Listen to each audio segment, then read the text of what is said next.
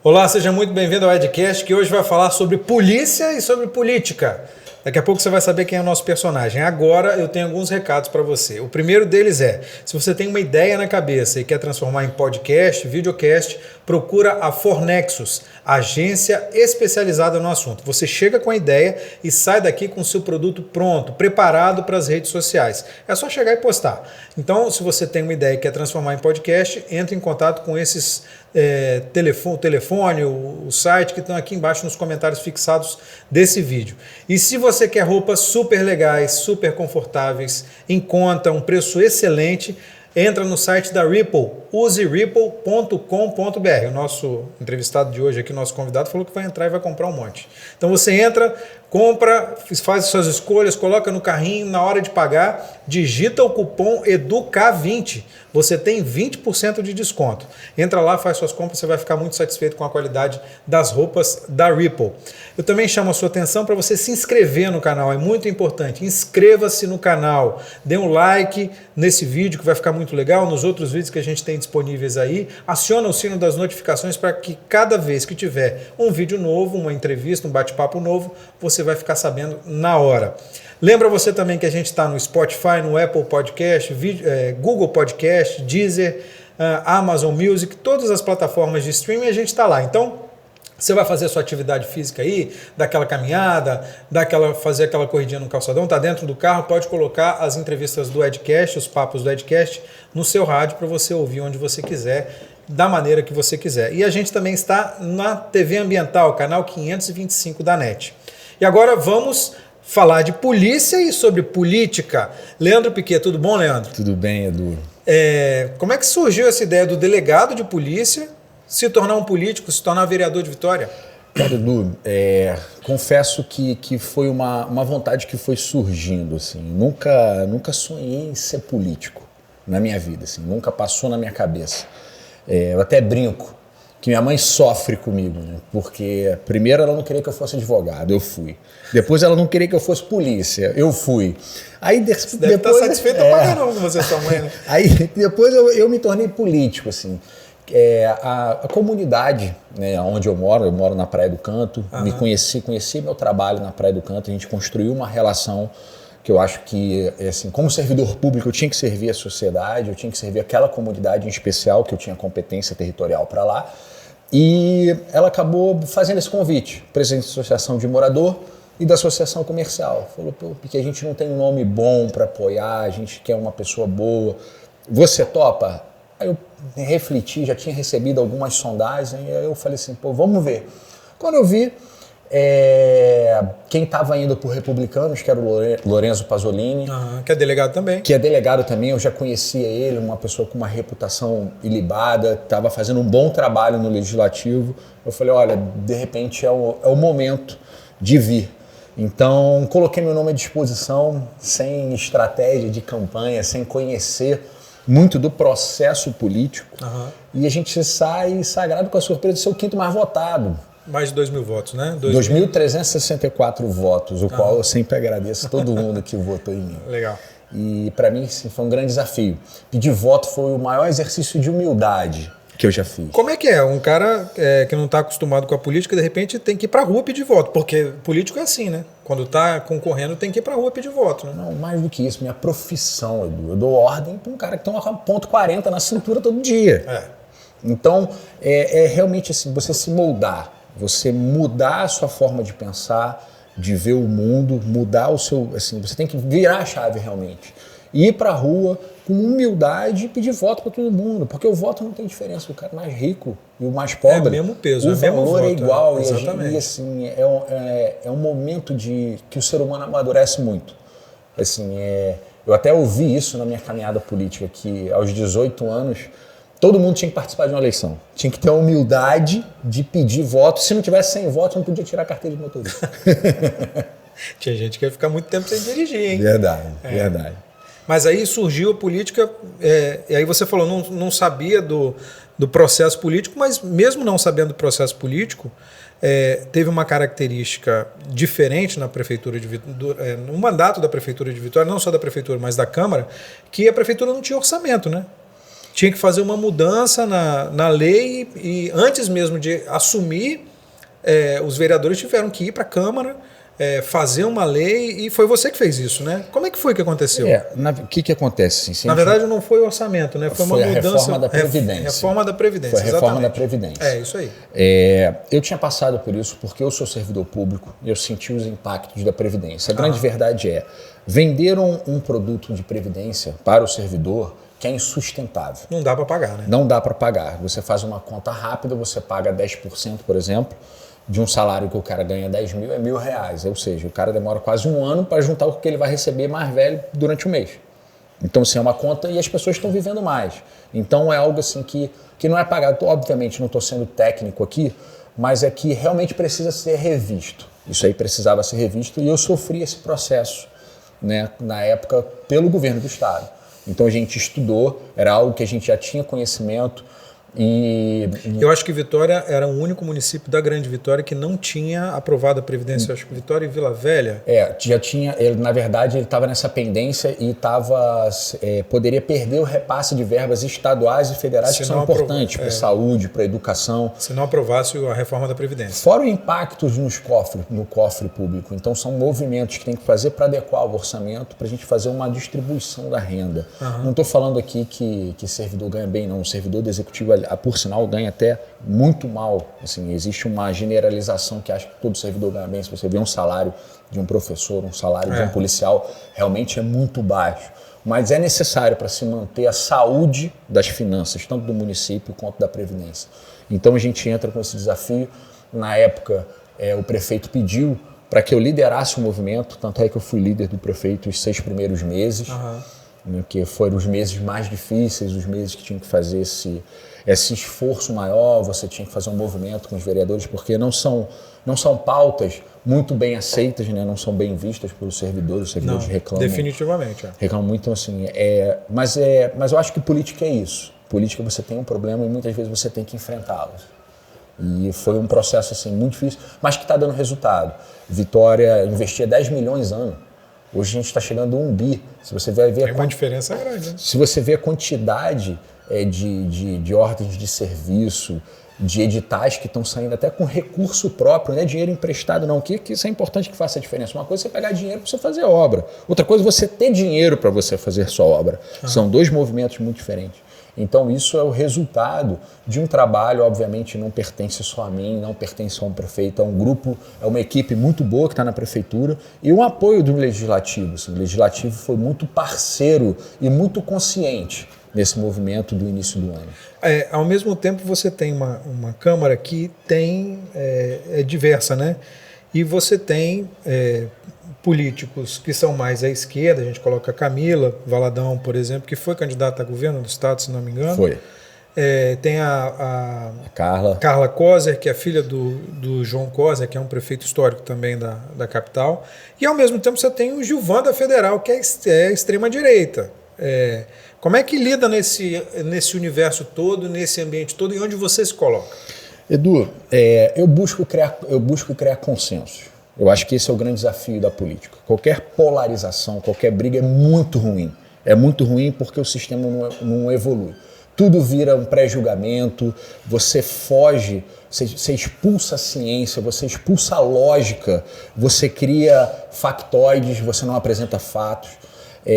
Então, assim, eu acho que uma política que traz a ciência para dentro dela, você traz a razão, você traz um debate saudável, isso que a gente tem que focar.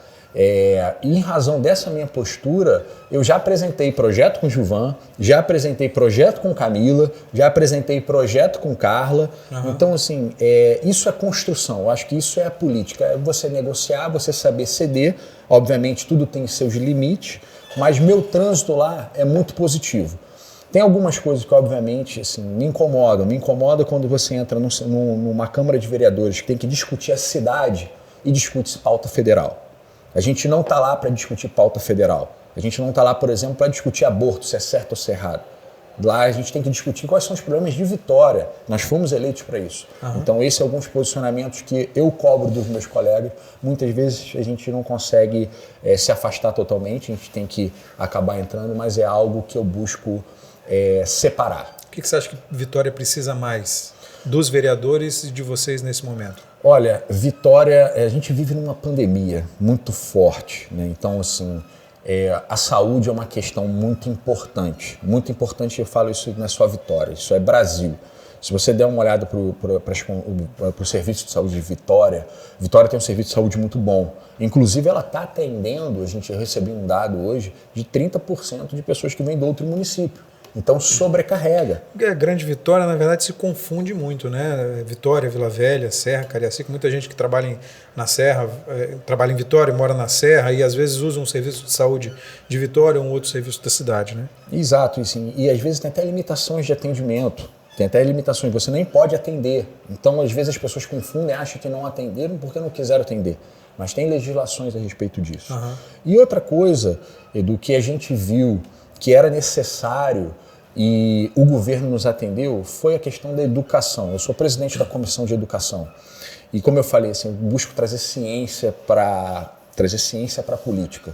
Então, eu fiz um processo seletivo no meu gabinete, contratamos 2 mestrandos, tá? Para estudar, para produzir políticas públicas de qualidade. Fizemos um levantamento. Na prefeitura, na cidade de Vitória, tem 102 escolas, entre CMEs e EMEF. Uhum. A gente fez o levantamento em 93. Descobrimos que um dos principais problemas da educação de Vitória é a fome. Por incrível que pareça, as crianças chegam para estudar sem comer. Então ela tem hipoglicemia, ela chega irritada, ou chega molinha. Como é que essa criança vai aprender alguma coisa? É impossível aprender. Então a gente detectou esse problema, passamos para o prefeito vai fazer um investimento em torno entre 10 a 15 milhões ano, onde a criança, quando chegar, vai receber um de jejum. Então ela chega, lanche antes da merenda, vai comer. E vai aumentar a colação para as pessoas, para as crianças no período da tarde. Uhum. Fora isso, vai aumentar a quantidade de merenda. E, Edu, assim, a gente tem que parar e refletir o tamanho dessa política. Por quê? Se essa criança, ainda que se alimentasse em casa, deixa de alimentar, porque o pai sabe que no colégio ela vai, a gente evita a evasão escolar. Aumenta a frequência escolar. Fora isso, ela dá oportunidade de quem vive com ela comer. Então, se a gente tem hoje aproximadamente 50 mil alunos na rede de Vitória, essa política atinge metade da população de Vitória.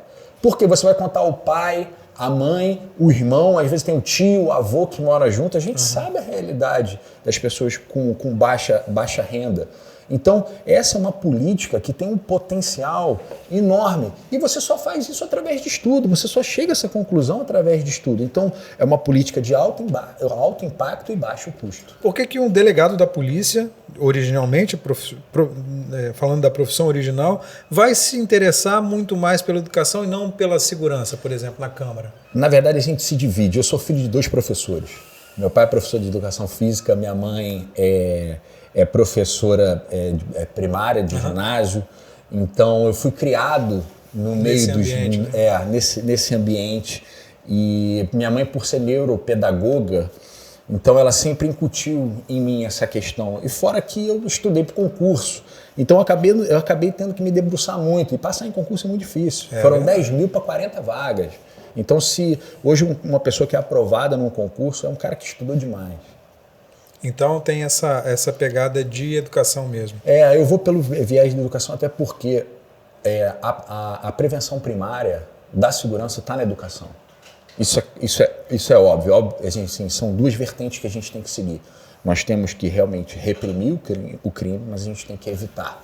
Uhum. E no processo de evitar, a gente só vai evitar se a gente der educação, se a gente der condição, se o Estado se desenvolver. Falando de crime, mas não desse crime da mão armada, do cara que assalta o outro, você teve muito relacionado ao combate à criminalidade, mas numa outra esfera, né? Na esfera da transparência, na esfera de contratos e licitação. Como é que foi a sua passagem por essa área no governo passado, no governo Paulo Artur? Como é que foi isso? Edu, eu me considero um felizardo, né? Assim, eu falo com muito orgulho dos momentos que eu vivi. Foi na época do auge da Lava Jato, então uma lei de 2013, que realmente fazia o combate à corrupção de licitações e contratos cometidos por empresa. Então montou-se uma estrutura na Secretaria de Controle e Transparência do Governo do Estado para realmente combater a corrupção. Foram as fraudes a licitações e contratos. Viu muita coisa lá? Você conseguiu detectar muita coisa? A gente detectou, abrimos diversos processos, fizemos diversas condenações. O Espírito Santo é referência desde aquela época no combate à corrupção. E era um momento que você não tinha muito a doutrina escrevendo, você não tinha julgado. As pessoas não falavam sobre isso, né? Não falava, você não tinha experiência. Então, realmente era inventar roda. Eu tive a oportunidade de trabalhar com grandes pessoas, com grandes chefes, uma grande equipe. Os auditores são altamente preparados aqui do Estado. Então, a gente conseguiu formatar, trouxe minha experiência de investigação da Polícia Civil, que obviamente você tem que criar uma metodologia, não adianta você querer investigar tudo que você não acha nada, você tem que ir por indícios, separar indícios, direcionar procedimentos. Então a gente fez esse processo todo mês, praticamente, eu recebi uma pessoa de outro estado para vir ser capacitado aqui. Já fui para Mato Grosso dar palestra para a gente falar desse combate à corrupção. E assim, é algo que é cortar na própria carne, porque você vai exatamente dentro das pastas do governo e fala, olha, tem corrupção nessa licitação aqui, tem que cancelar, tem que tomar essas providências e, obviamente, fazer a comunicação para o Ministério Público depois, caso ele entendesse que tivesse crime, que é uma outra alçada, sai da nossa competência, ele oferecesse ação penal. Aí mudou o governo, você saiu do governo, né? Não teve jeito, e voltou para sua velha função de antes, né? É importante deixar claro, assim, eu sou delegado de carreira. Eu não pretendo sair da polícia, assim, eu vou me aposentar como delegado, essa é a minha intenção, né? Se Deus me permitir até lá, e se for possível aposentar, né? Durante todas essas mudanças. É verdade, está mais difícil. Se for possível aposentar. Para a iniciativa privada, esquece. De repente, assim, servidor público consegue. Pelo menos me aposentar, deixar de trabalhar eu não deixo não. Então, assim, é natural que quando se muda de governo, quem foi do governo passado é colocado numa posição, vamos dizer, não tão favorecida. Isso, de fato, assim, ocorreu. Eu vejo isso como parte do jogo.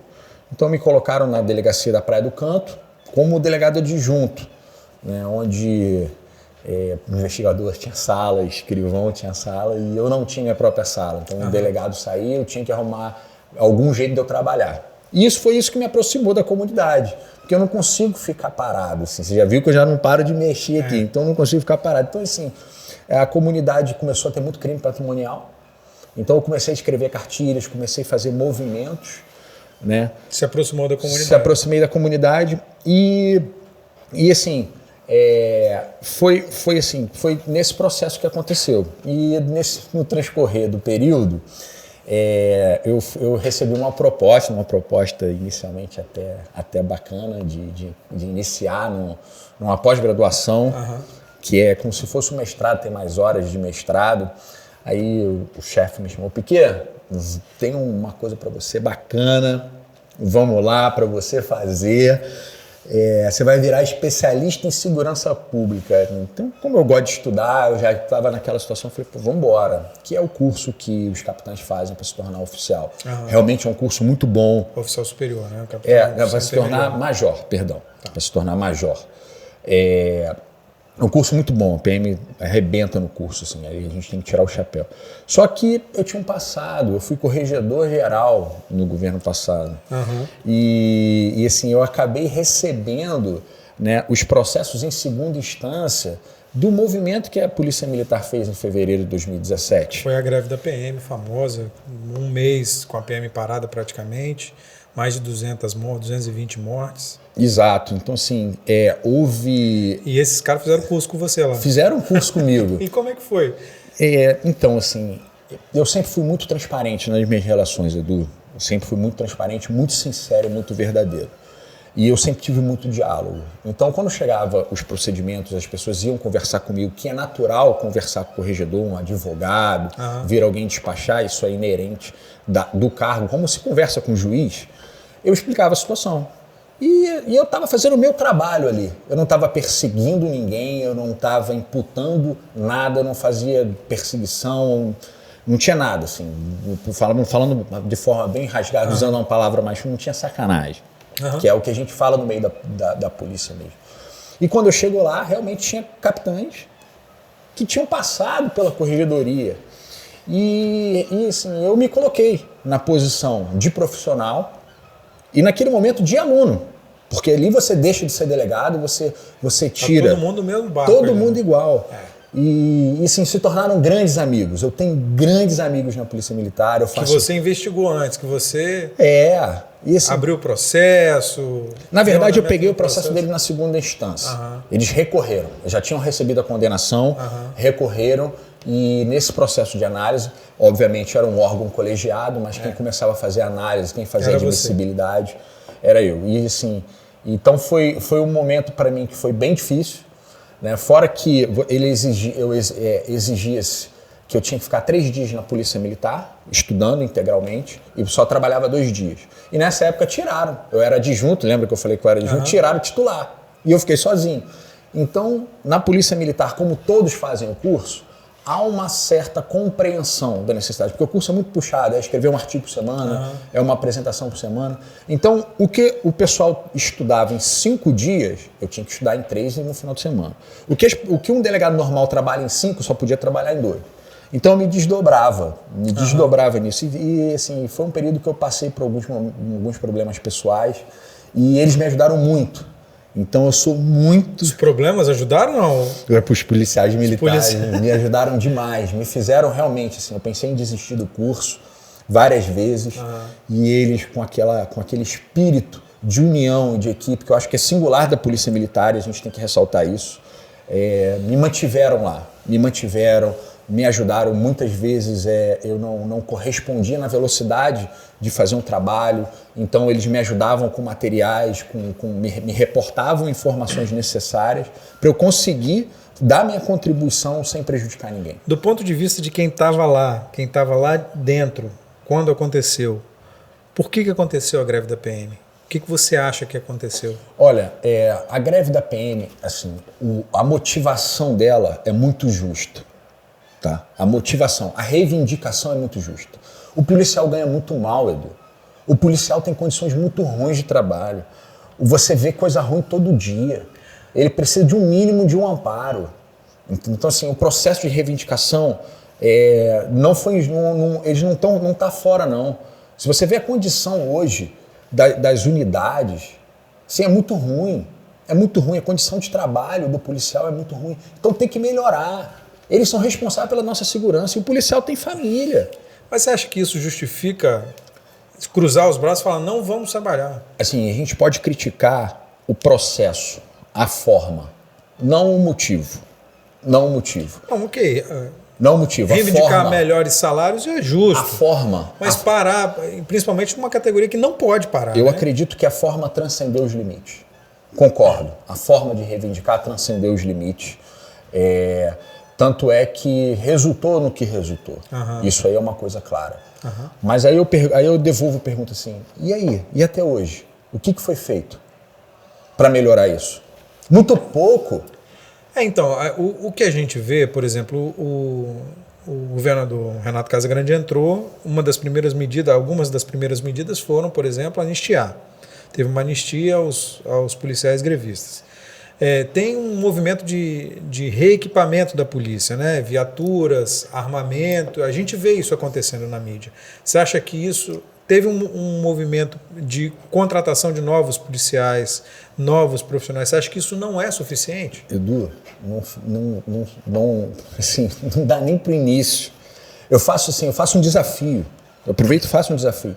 Roda as delegacias regionais. Vou falar de polícia civil, onde eu entendo, onde eu vivo. Roda as delegacias regionais. Você não tem condição de investigar. Você tem 4, 5 policiais, 2 fazem atendimento. Tem que ter 2 fazendo atendimento, recebendo gente que faz ocorrência. Um tem que entregar papel, que você tem comunicação todo dia para judiciário, para MP, para defensoria, advocacia. Então, assim, como é que você investiga? Você não tem condição de investigar. E você vai nas especializadas mesmo. É muito pouca gente para investigar. Tem uma porção já de aprovados que poderiam ter sido chamados. E assim, é o momento de se rever, comprar viatura. Tem muita viatura que está parada. Você passa na porta das unidades policiais, você vai ver uma porção de viatura parada o dia inteiro, porque não tem homem. Então, assim, eu critico, eu sou um crítico da política de segurança pública, eu sou um crítico da polícia de segurança pública. Eu vejo que investir no ser humano é o primeiro papel. É o primeiro passo. Até porque o policial não erre. Ele tem consciência do que ele está fazendo. Teve até um debate na Câmara que eu faço questão de trazer aqui, de um policial militar lá em Guarapari. Não sei se você se recorda, que era uma moça, que era uma doente mental, que ele pegou e agrediu a moça. Não. Teve uma ocorrência dessa, assim. Aí, assim, quando nesse movimento, eu fiz o seguinte questionamento. Uma moça que é doente mental, era para ser atendida pela polícia? Não tem lógica. Não tem lógica. Não tem lógica, ainda que ela tivesse agredido o pai. É questão de saúde. E assim, o policial está preparado para isso? É óbvio que não está. Claro que não, né? Mas esse policial vai responder, esse policial vai ser expulso. Então, assim, tem que investir no ser humano.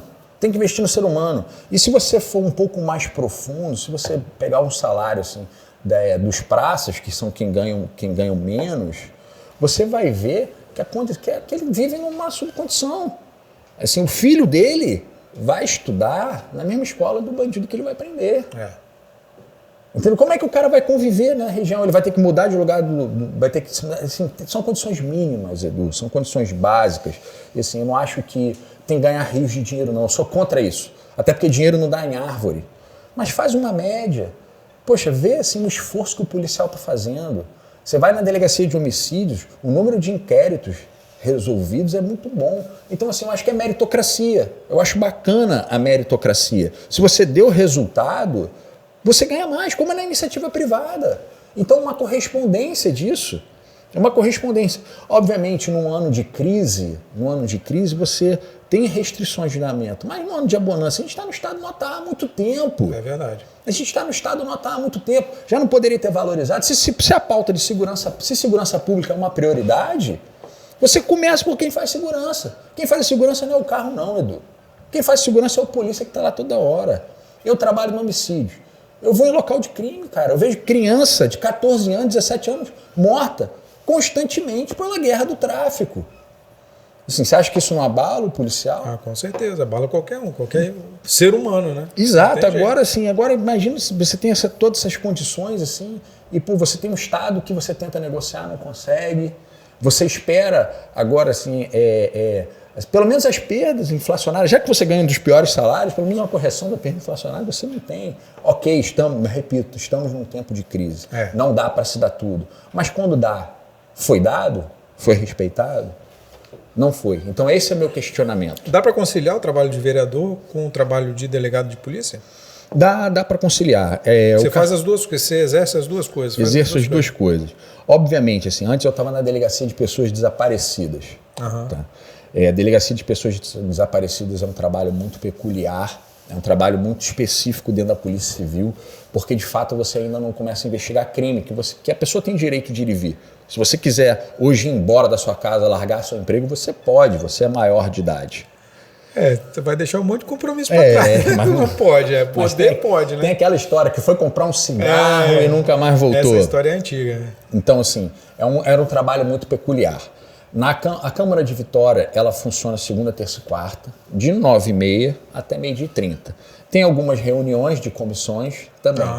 Mas era um trabalho, assim, na delegacia de pessoas desaparecidas, você não precisava ter um horário fixo de trabalho. Eu tenho que cumprir minha jornada de trabalho, eu tenho aquele horário, e você montava. Você tem muitas vezes que fazer pedidos judiciais, requerimentos judiciais que você pode fazer no final de semana, você consegue se programar, você consegue fazer à noite, você conseguia fazer esse procedimento. Agora eu estou no plantão do homicídio. Então, assim, plantão do homicídio obviamente piora você exercer meus dois papéis com efetividade.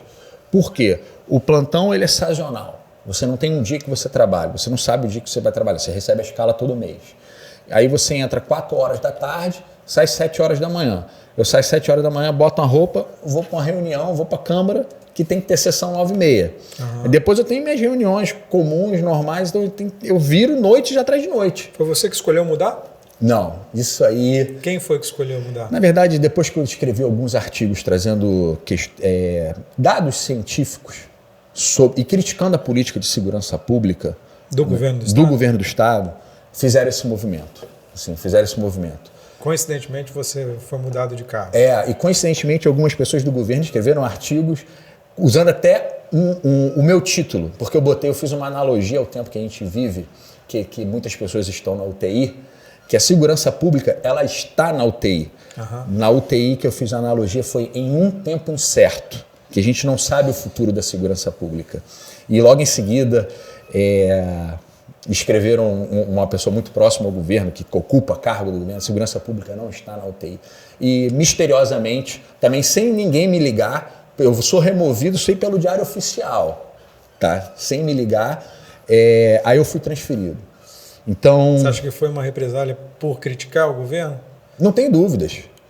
Eu não tenho dúvidas. Inclusive, tive a oportunidade de conversar com o governador. Falei, pô, governador, assim, isso não acha que meus artigos... Primeiro que eu tenho o direito de criticar. Eu sou um especialista em segurança pública, eu estou há 10 anos trabalhando com segurança pública. Formado pelo Estado, inclusive. Formado pelo Estado, inclusive. Passei num concurso público, são 10 mil pessoas, eu sei o que eu estou falando, eu vivo isso na prática. Eu vivo isso, eu tenho amigos também que vivem e a gente troca informações. Então, assim, eu conversei com o governador que, primeiro, eu tenho o direito de criticar, e segundo, que esses movimentos contra mim já não começaram hoje. Isso aí já vem de outra época. O fato de ter me colocado como adjunto na delegacia regional foi realmente para que eu não conseguisse desenvolver meu trabalho. Depois a gente passa... Eu sou transferido, né? No último dia, no Diário Oficial, exclusivo para mim, sem ninguém me avisar, faltando 15 dias para o meu filho nascer, num plantão que desorganiza a sua vida inteira. Uma coisa é você trabalhar no expediente. Outra coisa é o plantão. Outra coisa é um plantão, sem me avisar. E assim, e não adianta falar que eu não sabia não, porque eu conversei com todo mundo. E assim, e algo que eu não falei isso na campanha, a gente até conversou um pouquinho antes. Meu filho nasceu com um problema, assim, eu conversei isso lá. Meu filho nasceu com uma deficiência física, que é óssea, vascular e muscular. Tá? Parece que é uma coisa simples, não, é uma deficiência física, ela não tem cura, mas ela é tratável, que é pé torto congênito. Então, assim, botou 10 gessos. Para uma criança de 1 ano. Recém-nascido, engessou, o primeiro gesso foi com 12 dias, quando caiu o umbigo foi botar gesso. Puxa vida. Aí, assim, todo domingo, Edu, eu que serrava o gesso dele. Então, assim, imagina você pegar uma serra e serrar o gesso de um recém-nascido, assim, com medo de cortar a perna da criança, aí tendo que fazer plantão, aí para dar banho numa criança recém-nascida com 2 gessos. Precisa de 3 pessoas. Quando você está no expediente, você se organiza. Você vai para casa na hora do almoço, delegacia próxima, você vai lá e acerta. Você sai do expediente 6 horas da tarde, você sabe que 6 horas da tarde você está lá todo dia. Agora no plantão, que você não sabe sua rotina, que você fica 12, 24 horas fora, como é que a esposa faz isso sozinha? Aí depois, chegou num momento que ele precisou operar. E eu entrei com um pedido de férias. Tinha várias férias vencidas. Pergunta se me responderam. Nem responderam? Não responderam, deixaram ele para cima da hora. E eu recebi, graças a Deus, eu tenho bons amigos na polícia. Na verdade, 99% da polícia é minha amiga e assim, são amigos entre si. É bom que se coloque isso. Falaram que não ia conceder. E se concedesse, ia conceder por 15 dias. Aí eu tive que tirar licença para tratamentos de terceiro. Tá? É uma licença que tem previsão legal. Só que isso acaba a carreira, cara. Eu era o 4º da promoção, eu fui para penúltimo. Eu não sei nem se eu chego no último estágio da minha carreira da polícia. Por causa disso? Por causa disso. E eu com férias. Aí depois, eu sou transferido no último dia, faltando 15 dias, com meu filho com um problema. Aí eu escrevo o artigo e me boto assim, calma aí, né? Você se arrependeu de ter escrito o artigo? Não. Escreveria de novo, mesmo sabendo que poderia acontecer isso? Eu escreveria. Edu, assim, eu entendo que a gente precisa evoluir. A sociedade precisa de pessoas com coragem. A sociedade precisa de pessoas que façam críticas, mas críticas ponderadas, com base em dados. E tudo que eu escrevi foi com base em dados e dados fornecidos pelo Estado, tá? Ou teorias, ou questões em livros. Não é nada arbitrário, não foi nada ofensivo. E no próprio artigo, se você buscar, eu falo, vou sofrer represálias. No último parágrafo eu falo. Já sabendo já sabia que ia receber, já estava recebendo sinais. Então assim, acabaram com a minha carreira de delegado, porque eu não sei se eu chego até o final. entendeu? Prejudicaram a minha família. E eu falei isso pro governador. Falei, governador, assim, pelo amor de Deus. Aí ele falou, não, em uma semana eu dou resposta. Pergunta se ele me ligou. Não deu resposta. Não deu. Virou adversário político? O governador virou adversário político? Ele não tem problema pessoal contra o governador. Assim, zero. Ao contrário, eu vejo o governador como, assim, ele como pessoa, uma excelente pessoa. Mas eu discordo dele, a maneira dele fazer política, a maneira dele fazer gestão. Como ele tem algumas discordâncias em relação a mim, em relação aos outros gestores, isso é natural do processo. Mas eu não levo essa situação para o campo pessoal, não. Eu não levo. Obviamente, temos diferenças mais diretas com outras pessoas, porque eu acho que transcenderam um pouco dos limites, ao negarem minhas férias, ao me transferirem sem me ligar, até porque são delegados igual a mim. Delegado, você não tem diferença hierárquica. Ela tem a hierarquia administrativa. Um dia ele está em cima, outro dia está embaixo. Então, um mínimo de respeito e consideração tem que ter. Isso não é exclusivo meu, não. É bom que fique claro. Não é só algo exclusivo do Pequenão. Isso aí digamos assim, é endêmico. E isso é uma das coisas que eu critico. Como é que eu não vou criticar isso? Como é que eu não vou criticar? Então, assim, isso são movimentos naturais que eu faço, não tenho problema em falar. E eu falo abertamente. E falei isso para o governador está ciente disso. Uhum. Esse ano é ano eleitoral, 2022 é um ano eleitoral. O delegado vai ficar um pouco de lado e o político vai atuar mais esse ano. Você tem pretensão de concorrer a uma vaga na Assembleia? Como é que está o seu ano eleitoral? Olha, Edu, a gente vem se fazendo um planejamento, como eu falei, eu trago muita ciência, muita organização para o nosso mandato. Tá? O meu partido está pedindo muito para que eu venha. Eu estou andando na rua, as pessoas estão pedindo para que eu assuma esse compromisso. Tá? Então, é uma vontade que começa a nascer, que começa a vir, para a gente tentar fazer algo para o Estado todo. Na política a gente pode ajudar muita gente, como eu falei dessa política da merenda em Vitória. Imagina se a gente consegue expandir isso para o Estado inteiro. Tem movimentos pequenos. Assim, a curva da Jurema, ali aquele processo onde tem a guarderia, estava poluída há mais de 10 anos. A gente identificou o processo de poluição, fez uma obra que para o município é barato, foi 150, 180 mil reais. E a balneabilidade está regular, desde quando a gente fez. Então, assim, a gente vai fazendo muitas entregas. Se a gente pode potencializar nossas entregas, a gente tem que pensar, por que não fazer? Obviamente, é uma decisão que não depende só de mim. Eu preciso conversar mais em casa, porque o político se dedica muito. E as pessoas, assim... É verdade. Ele tem que se dedicar... Vai mudar o patamar, né? Ele tem que se dedicar muito. Eu até brinco, assim, o político e o delegado, né? Ninguém passa na delegacia para tomar um café. Porque vou chegar aí para tomar um café contigo na delegacia. Se a gente puder evitar a delegacia, é melhor, né? Esquece, não tem. Assim, o político, quando também vem, vai pedir alguma coisa para resolver algum problema. O que é natural, assim, eu não falo isso como crítica, não. O que é um processo natural, é inerente às duas profissões. Então é algo que sacrifica muito. Mas eu acho que a gente vem aqui para cumprir algumas missões. A gente vem para fazer a diferença. Pelo menos eu penso isso. Assim, a gente tem que vir aqui para fazer diferença na vida das pessoas. Se for o caso de eu assumir esse compromisso, de fazer esse esforço, assim, eu toparia. Mas é algo que não depende só de mim. Aí você falou que do expediente na Câmara de Vitória, que são 3 dias, não é isso? Segunda, terça e quarta, de 9h30, medita. Mas o trabalho do político é 24 horas por dia, né? O trabalho do vereador, por exemplo, é 24 horas por dia, porque o vereador é o político que está mais próximo da comunidade, tá no bairro mesmo, é o cara do bairro, vai reivindicar alguma coisa para o político e tal.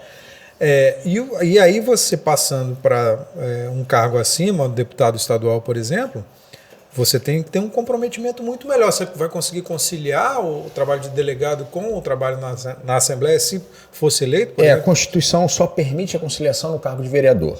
Ela não permite. Já do Estado eu tenho que me afastar. Uhum. No Estado eu tenho que me afastar. Por isso que é algo que eu falei assim, a gente tem que pensar muito antes de tomar a decisão. Porque no período do afastamento, você não tem promoção, você não tem progressão, não conta como... Congela tudo. Né? Congela tudo. Então, uma prospecção de futuro. Porque muita gente pensa que só tem bônus. Não tem isso, não. Tem muito ônus, assim. No sábado mesmo agora tinha uma reforma de uma praça em Jardim da Penha. Eu morro de saudade do meu filho, porque eu fico muito fora. Aí da minha esposa eu falei, vamos os dois para todo mundo vai entregar. Vamos lá, esse é o momento que eu tenho para ficar com a minha família. Mas caiu a ficha já para você, porque de delegado para político, porque você foi lá fazer um trabalho de político, né? Entregar a praça é um trabalho de político, né? Caiu a ficha para você desse tipo de coisa que o político tem que fazer? Olha, Edu, assim, eu amadureci muito. Foi um ano de muito amadurecimento. Né? E como eu tive a oportunidade de passar por alguns cargos do governo antes de eu lançar meu nome na eleição para vereador, obviamente a gente tinha contato com outros deputados, com outros parlamentares. Então, eu já tinha uma visão diferenciada. Obviamente, quando você entra em campo, é diferente. Você sente aquele friozinho na hora de chutar o pênalti na final. Então, assim, são coisas que fazem o ser humano mudar e evoluir. E assim, eu evoluí muito. E todo dia eu viro a chave para um lado, viro a chave para o outro. Por quê? Você tem que ser político com os políticos. Você tem que ser polícia com os polícias e com os ladrões. Mas eu tenho que chegar em casa, eu tenho que ser pai. Eu tenho que ser marido. Edu, eu trouxe meu pai e minha mãe para cá. Eles moram em Vitória, já tem mais de 5 anos. Eles eram do Rio, né? Eram do Rio. Trouxe meu sogro, minha sogra e meu cunhado. Então, assim, tá todo mundo aqui. Daqui, meu filho é capixaba. Então, se eu puder fazer um processo para construir uma vida melhor para o meu filho, ainda que seja na política, onde for, eu vou fazer. Eu vou fazer. Então, eu vou virando chave. Vira chave de filho, vira chave de pai. Agora, você falou que gosta de estudar. Imagino que já deve ter estudado esse processo todo. O processo eleitoral para deputado é bem diferente do processo para vereador, né?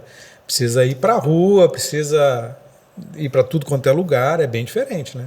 Olha, dizem que a campanha de vereador é a campanha mais difícil, né? Porque toda esquina tem um vereador. Isso é verdade. E de fato, com essa mudança da legislação, fui vereador pra caramba, cara. Você ia na feira, tinha mais político do que a gente comprando. É verdade. Tinha mais político que a gente comprando. Então, a gente fez essa campanha, assim, eu tive a ajuda de um grande amigo que realmente é um apaixonado por política. Eu não sabia que tinham pessoas apaixonadas por políticos, para mim foi uma novidade. Tem pessoas apaixonadas por política que quer fazer o bem, porque todo mundo já olha o político e já julga. Na hora. É igual o delegado. Imediato. Assim, você fala, se você vai conversar com as pessoas sobre o delegado, qual é a visão do delegado? É aquele cara barrigudo, bigodudo, com um cacetete e um 38 do lado, que vai arrancar dinheiro da porra nos outros. Assim, é diferente. Você não vai ver um cara jovem, com uma boa aparência, um cara estudado. Hoje mudou isso. Hoje mudou. Então, assim, a campanha de vereador foi uma campanha assim, muito difícil. Não foi fácil você ir pedindo voto, né? Ainda mais para mim que sou de fora, você romper essa barreira. Não é político, né? Primeira experiência política. Eu não tenho família de político. Eu não tenho ninguém na minha família que foi político. Então, assim, foi superar essa barreira. Então, quando vai para uma campanha já de deputado, eu acredito, nunca participei diretamente, que, assim, obviamente, o movimento mude. Mas você tem que recorrer aonde as pessoas vão te aceitar mais. Porque você foi eleito com 2.364 votos. 2.364 votos.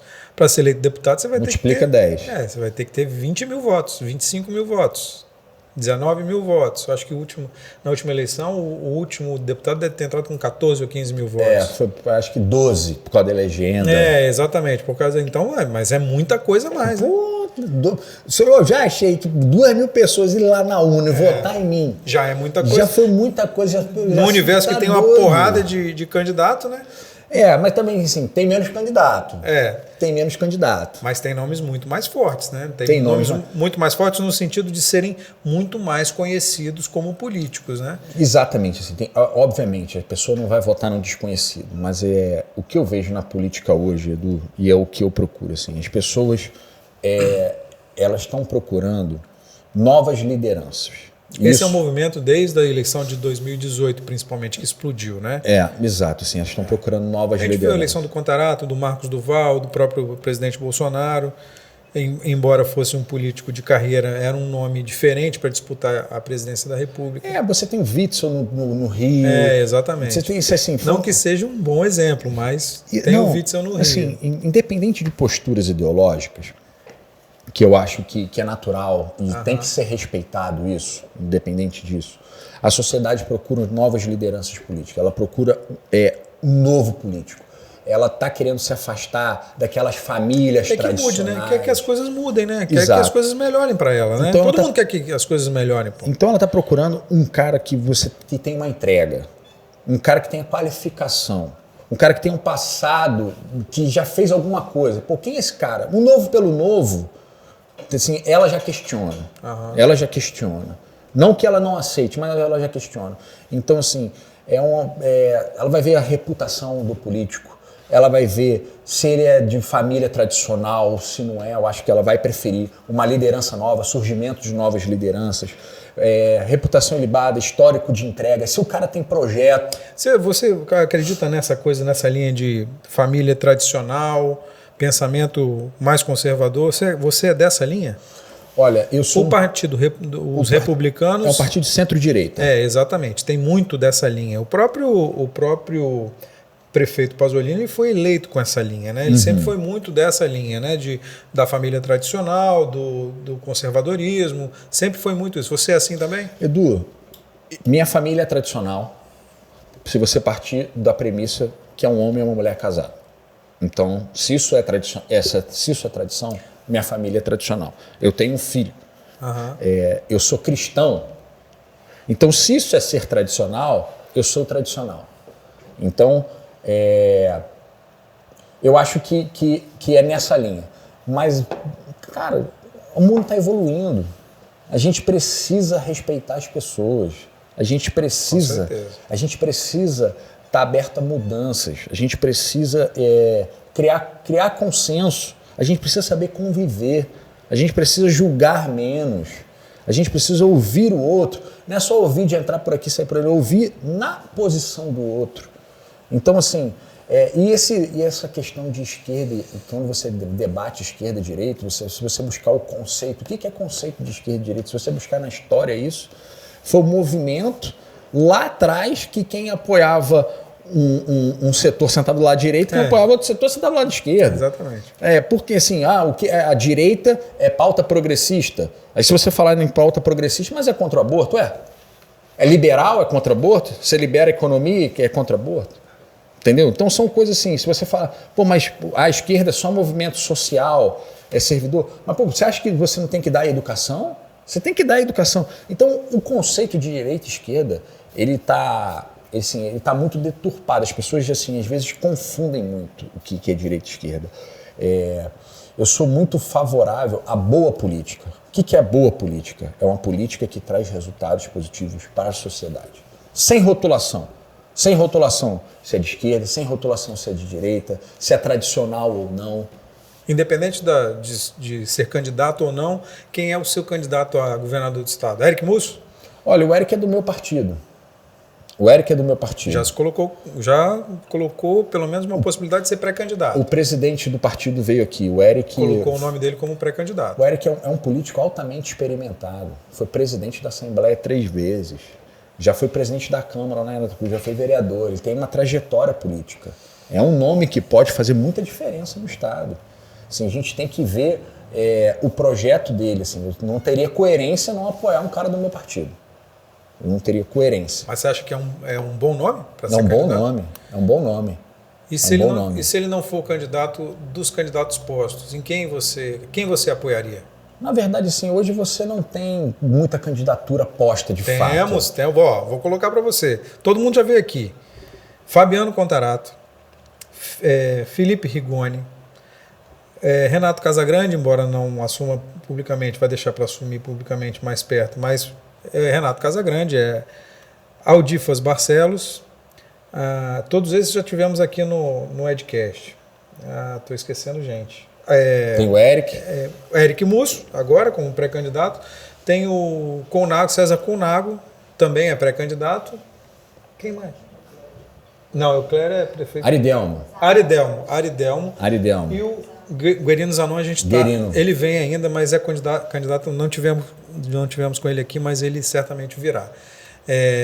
Desses aí, quem que você apoia? Desse aí, eu tenho que seguir uma lógica, eu tenho que apoiar quem é do meu partido. Não, tirando o Eric. Vamos colocar o Eric de lado. Olha, existem bons nomes, existem pessoas que eu sou próximo. Eu fui delegado estagiário de Fabiano Contarato. É mesmo? Trabalhou com ele? Trabalhei com ele. Minha relação... Como é que era trabalhar com ele? Olha, Fabiano é um cara muito inteligente. O que você acha de todo mundo falar que ele desvirtuou? Ah, não foi nesse cara que eu votei. Eu ouvi muita gente falar isso. A gente trouxe ele aqui e ele falou, não, quem votou em mim sabia quem eu era.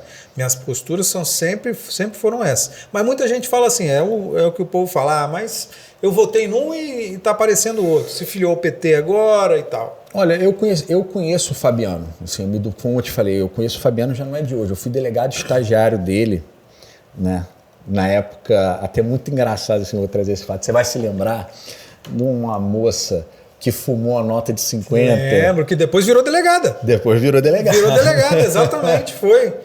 Então, é nessa Tentou época. Virar a chave com canudo, não foi? Isso aí. Isso aí. Então, aí... Assim, o Fabiano como pessoa é um cara sensacional. Conta essa história aí do caso, pô. Do caso? Mas do caso da... Então, assim, é um caso que é público, é notório. Exatamente. Você estava lá? Você era... Na verdade, eu peguei o inquérito. Eu fui pegar o Fabiano, na época eu era delegado estagiário dele. Aí ele falou... Ela atravessou a ponte, se não me engano, a velocidade baixa, eu acho. Bateu na mureta. Aí exatamente. O carro não conseguia andar e chegaram os policiais militares. Aí ela parou o carro na Praça do Papa, se não me engano. Não, na Praça do Papa, na Praça do Cauê, ali na virada da Praça do Cauê. E aí o carro não saía do lugar. E ela tentou girar o carro com um canudo, não é isso? Aí pegou. Aí falou que a lei não tinha eficácia, não sei o que e tal. Assim, estudante de direito é um bicho complicado, né? Eu falo isso que eu já fui estudante de direito, então é um bicho complicado. Aí o Fabiano falou, Piquet, eu quero autuar nisso. Eu era delegado, subordinado a ele, eu estava na minha função de fazer redação. E porque ela queimou a nota. Eu falei, caramba, Fabiano, eu não concordo muito com esse negócio, não. Ele falou assim, não, mas eu quero atuar. Eu falei, beleza, meu chefe, eu tô aqui para produzir o que ele quer. Eu era o delegado, eu já era delegado, mas você é delegado estagiário, eu estava na academia. Porque você destruiu uma nota é um crime, né? É um crime federal, inclusive. Na verdade, o que acontece? Assim, você até entra numa discussão. Qual foi a tese que eu elaborei? Porque você tem valor, o valor é o valor que a cédula reporta. Pega uma nota de R$50 para a gente exemplificar. Você tem o valor de R$50. Mas o Banco Central gasta milhões e milhões para produzir isso. Exatamente. Então foi nesse viés. Tipo, uma moeda de R$1 custa R$5 para fazer. Exatamente. Isso é uma hipótese, não sei se é esse o valor, né? Exatamente. Então foi nessa linha. Foi nessa linha que eu segui. Foi nessa linha que eu segui. E foi nessa linha que Fabiano Contarato colocou. E foi assim, a gente tem algumas diferenças no posicionamento político, isso não nos impede de nos relacionarmos, não nos impede, assim. Ele passou por uma situação super difícil agora com o pai dele de Covid, o qual me identifiquei, eu perdi meu avô de Covid também, fez um ano agora, dia 20 de janeiro. Levou muita gente a Covid.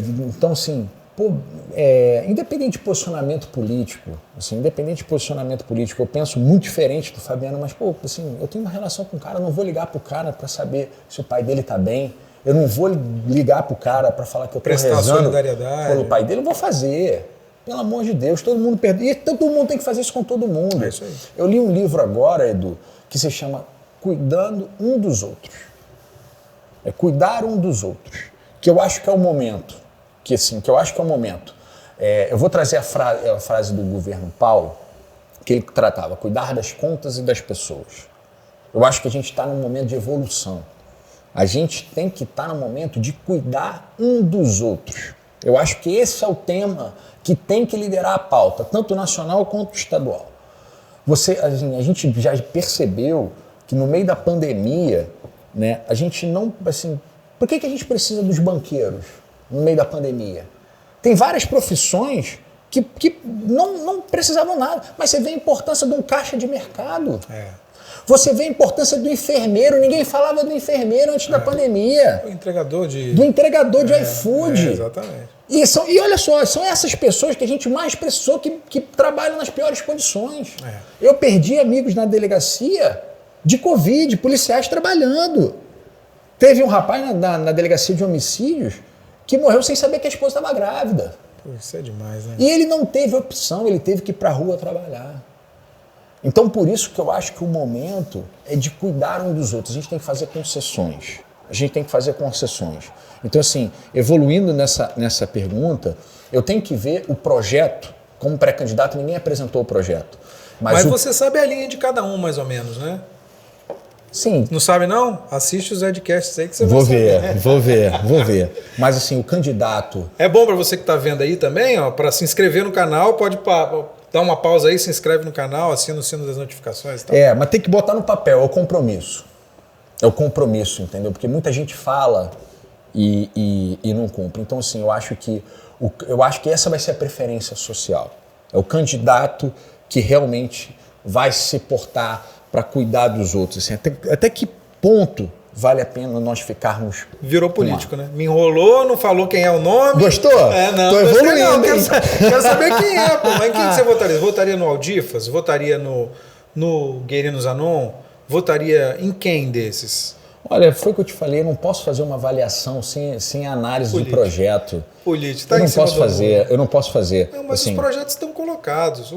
O Aldifas já falou o Aldifas tem uma experiência, por exemplo, de gestão na Serra muito grande. Todo mundo sabe como é que ele trabalha. O Aridelmo tem uma... Você trabalha com o Aridelmo lá, o Aridelmo é secretário. O Aridelmo é um excelente secretário, tá? Conseguiu realmente, assim, junto com a liderança do Pasolini, fazer economias de milhões. Então, assim, ele tem essa expertise, e ele coloca isso. Aí, esse é o ponto forte dele, né?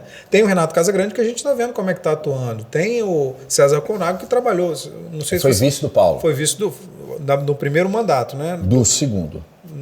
Do segundo mandato da primeira vez. Não. Porque ele foi 3 vezes governador, né?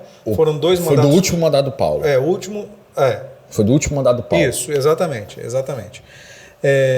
Então você trabalhou com o César Conago? Trabalhei com o César. Então, César é uma excelente pessoa. Conhece também. Ó, já te tirei 3 pesos aí que você pelo menos tem que avaliar. Não tem jeito. Foi isso que eu tô te falando, assim, ninguém apresentou um projeto, Edu. Eu não posso, assim, tudo bem.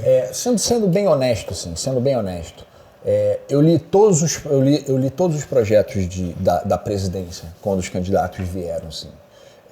O que me marca muito, até para eu ser coerente na minha resposta, foi uma questão que eu vou trazer um projeto, um cara que eu acho que, assim, com certeza seria um excelente político, mas teve um posicionamento do projeto dele que eu fui contra, que foi o Amoedo. Que era do Novo. Uhum. Ele trouxe um projeto similar ao Obamacare, né? Uma mudança da política de saúde. Se a gente tivesse adotado isso e viesse a pandemia, teria dizimado o Brasil. Então, assim, para eu ser coerente, eu vou te mostrar que isso tem um resgate, assim, tem um sentido de eu estar te dando essa resposta. Não é algo para enrolar, inclusive quem nos acompanha, não. Claro, assim, é uma coerência mesmo. Assim. Então, a gente precisa ver pessoas que construam projetos nessa linha. Assim, até que ponto a gente tem que ceder? É a mesma coisa assim, se você perguntar para mim da aposentadoria, eu sei que eu não vou apresentar com a idade que hoje está prevista na lei. Certamente. Não faz sentido. O cara, quando eu era novinho, um cara de 40 anos, ele já era velho. Eu estou chegando aos 40. Minha idade produtiva é muito maior. Eu tenho que contribuir, eu tenho essa obrigação social de contribuir mais. Agora o negócio você vai cobrar de um cara que trabalha mais, você tem que gerar emprego para o cara. Como é que você vai exigir que o cara trabalhe mais 20 anos se o cara não consegue arrumar emprego com 25? Exatamente. Entendeu? Então, assim, é isso que a gente tem que observar, é isso que a gente tem que focar pro Brasil. Tá bom. Não vai responder de jeito não. E para a presidência? Para a presidência, rapaz, tá difícil, hein? Você acredita em terceira via? Eu torço. Acredita? Eu torço. Acredita? Eu acredito que vai ter, sim. Primeiro que eu sou a favor de uma oxigenação. Não da reeleição. E um processo de polarização é muito ruim, porque as trocas de poderes trazem muitas mágoas, elas trazem muito processo de perseguição, de retaliação. Então... Você viveu isso? Né? Exatamente. Então, se viesse um candidato com um projeto legal, uma alternativa, assim, eu torço para que... E segundo turno, se for polarizado, se não tiver jeito, se for... Eu torço para não escolher isso. Eu torço para isso. Mas não tem o cenário aponta que é inevitável, né? O cenário aponta que é inevitável. Eu vou repetir uma frase, se não me engano, foi do Brizola. Política é uma nuvem. Bate um vento, muda tudo. Você sabe que a gente teve aqui hoje, sentado aí, com o José Carlos Grátis. E ele falou exatamente isso. Política é uma nuvem. Uma hora você olha, está de um jeito, outra hora você olha, está de outro jeito. É exatamente isso. É isso. Assim, e a gente está muito longe. A gente está muito longe das eleições. Assim, é bom que se coloque. A gente tem que... A gente está vivendo eleições há 4 anos, você não acha, não? A gente está em campanha há 4 anos. Na verdade, assim, a gente viveu anos muito difíceis. Do ano de pandemia... Foi, assim, 20, 21 foram anos muito difíceis. Assim. Eu vejo que a população, ela... Assim, pode ser que os políticos até estejam fazendo campanha há muito tempo. E tem gente que está, assim, eu vejo... Acho que tem assim, gente que não parou de fazer campanha. Que não parou, assim. Isso até é uma das divergências que eu coloco. Eu acho que as eleições todas deveriam ocorrer na mesma data. Esse negócio da eleição de 2 em 2 anos é muito ruim. Porque isso faz com que o cara passe um ano em campanha, aí depois exerce o mandato um ano. Se ele quer pleitear outro cargo, ele vai fazer campanha de novo. Entendeu? Então, assim, é uma das críticas que eu faço. Mas se você for candidato a deputado, é o que você vai fazer. Mas é o sistema que impõe. Isso aí não é opção minha. Se a gente conseguisse superar, superaríamos. Se caso, né, a gente tiver que superar isso. Se caso a gente tiver que superar. Então, assim, a sociedade, ela está muito desesperançosa. Ela está muito desesperançosa, assim. E tem razão de estar. Tem razão de estar. Os casos de corrupção não são poucos. Os casos de político mal preparados não são poucos. Os bons exemplos são reduzidíssimos. Assim, se você perguntar assim, quem é o novo expoente do Brasil? Cara, você não tem. Você não passa um negócio que não existe isso. Você está um vácuo de liderança gigante. Você tem um vácuo de liderança gigante. É verdade. Então, eu torço para que essa nova liderança surja, assim, torço para que ela consiga ganhar corpo, tá? Torço para que isso ocorra no Estado também, é importante se colocar. Eu torço para que isso se coloque no Estado, assim. É um grande sentimento. E assim, eu torço para fazer parte de um processo, assim, porque, interessante, se você resgatar algumas coisas, eu fiz parte de alguns momentos da história do Brasil, obviamente minha reduzida participação naqueles movimentos do Fora Dilma, eu montei praticamente 90% das delegacias móveis, que quebraram o palácio inteiro. Então, eu estava lá, já como servidor. Na Copa do Mundo, que vieram Camarões e Austrália, eu estava no Centro Comando e Controle. Na época da Lava Jato, que estava eu estava na Secretaria de Controle e Transparência. Então, assim, o Espírito Santo tem um histórico. Assim, eu passei pelo IASES, que é o presídio de menor, que assim, que era um momento que tinha muita rebelião, a gente entrega um sistema organizado, com 3 vezes mais crianças estudando. Então, assim, eu torço muito pelo progresso do país, eu torço e acredito nesse progresso, e torço para que as pessoas consigam alcançar lá. E torço para que eu continue fazendo parte, dando minha contribuiçãozinha para cada um, seja lá quem for. Se quiser conversar, quiser me ajuda, eu vou prestar humildemente nas minhas condições, obviamente. Leandro Piquet, delegado de polícia e vereador de Vitória. Muito obrigado. Valeu, Leandro. Valeu, Edu. Obrigado. Espero que você tenha gostado do papo. Gostamos todos, com certeza. Foi um prazer estar aqui, uma oportunidade de eu falar um pouquinho mais de mim, de coração. Valeu. Legal. Valeu.